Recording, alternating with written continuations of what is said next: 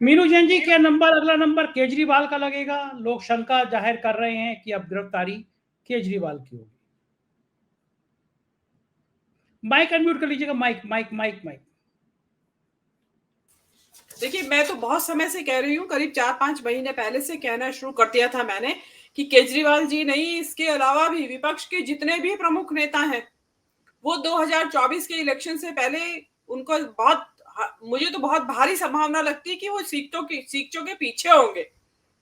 और इसलिए जितनी भी पॉलिटिकल पार्टीज हैं इंडिया गठबंधन की, उनको अपनी दूसरी पंक्ति के नेतृत्व को तैयार रखना चाहिए 2024 का इलेक्शन लड़ने के लिए, क्योंकि उसमें केजरीवाल का भी नंबर आ सकता है। देखिए, केजरीवाल जी का नंबर आने का मुझे जो संभावनाएं लगती हैं, जो ये चल रहा है, जो भी घोटाला है, जो भी कुछ है, इसका परिणाम क्या होगा वो तो बाद में सामने आएगा कि वास्तव में कितना घोटाला हुआ और कैसा हुआ। लेकिन मेरा मानना मुख्य तौर पे ये है कि दिल्ली में विधानसभा को खत्म करने की तैयारी है, क्योंकि जो आप पार्टी है, जो वहां की शासन करने वाली इस वक्त पार्टी है, मेजोरिटी में पार्टी है वो, जो तो उसके प्रमुख नेतृत्व को ही धीरे धीरे खत्म कर दिया जाए। देखिए, इस वक्त भी केजरीवाल के सत्येंद्र कुमार, मनीष सिसोदिया और अब ये संजय सिंह, अब आपको मालूम थोड़ी है कि कितना लंबा समय तक वहां रहेंगे। तो ये मेरे ख्याल से एक तो आम आदमी पार्टी को नेतृत्व विहीन करके विधानसभा को हटाने की तैयारी है दिल्ली से, क्योंकि संघवाद के ऊपर मोदी जी जबरदस्त रूप से हमलावर हैं। इस देश का संघवाद खतरे में। जो आपने कहा कि लोकतंत्र तो है ही खतरे में, तो अब इसमें आप कहेंगे कि लोकतंत्र खतरे में, तो आप संघवाद की बात क्या कर रही हैं? मैं उसको और फाइन डिटेल बता रही हूँ कि भाई ये भी खतरे में चल रहा है। मतलब किस किस तरीके से लोकतंत्र को खतरे में डाला जा रहा है कि इस देश में जो इतनी विविधता भरा देश और हर राज्य विविधता भरा है, उसके ऊपर भी मोदी जी हमलावर। और ये दिल्ली की विधानसभा को खत्म करने के बाद इनका अपना जो एजेंडा इनका है वो ये लागू करेंगे। और देखिए, न केवल 2024 के इलेक्शन से पहले न केवल विपक्ष के सभी प्रमुख नेता, बल्कि जितने भी एंटी नेशनल पत्रकार बैठे हैं ना ये यूट्यूब के ऊपर, इन सब को अंदर किया जाएगा। और ये कल आपको बानगी दिखाई गई है, ये न केवल आपको बल्कि आपके सहकर्मियों को भी, कि ताकि आप बिल्कुल पंगु हो जाएं, आपके सहकर्मी इतना डर जाएं कि आप पंगु हो जाएं, तो इसलिए काम बंद हो जाए।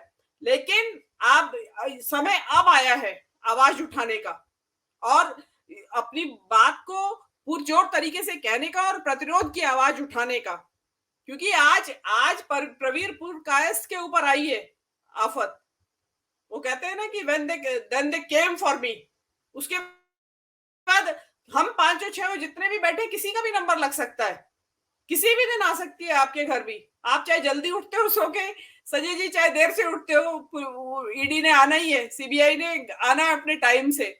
तो इसलिए खतरा बहुत बड़ा है। जो देखिए, कुछ दिनों पहले जो ये संविधान बदलने की बात करने के को लेके एक आर्टिकल छपा था विवेक देवराय का इंडियन एक्सप्रेस पे, उस आर्टिकल में वो कोई छोटी मोटी हस्ती नहीं है, वो प्रधानमंत्री के आर्थिक सलाहकार हैं।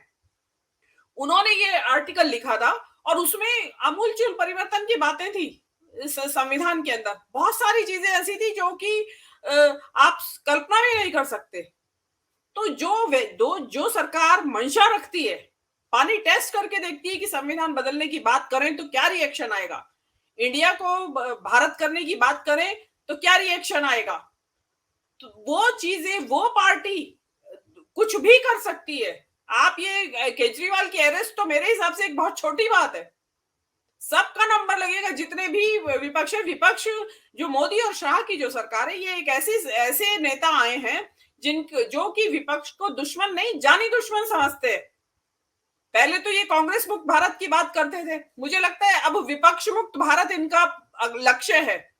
और डेफिनेटली जब आप तानाशाही का राज करेंगे तो विपक्ष नाम की तो चीज ही नहीं है। लेकिन इसमें खतरा सबसे बड़ा संजय जी ये है कि जो लोकतंत्र के जो प्रमुख स्तंभ माने जाते हैं, एक तो मीडिया, पत्रकारिता, और दूसरा विपक्ष, वो दोनों ही भयानक खतरे के अंदर है इस वक्त। और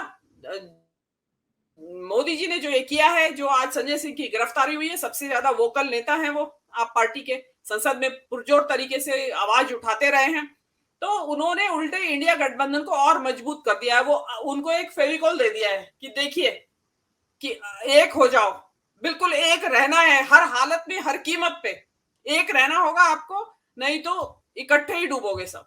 बिल्कुल ठीक तो बात ये है। मोदी जी उनके लिए तैयारी करके दे रहे हैं, धन्यवाद मोदी जी का। जी। बिल्कुल, बिल्कुल सही बात है।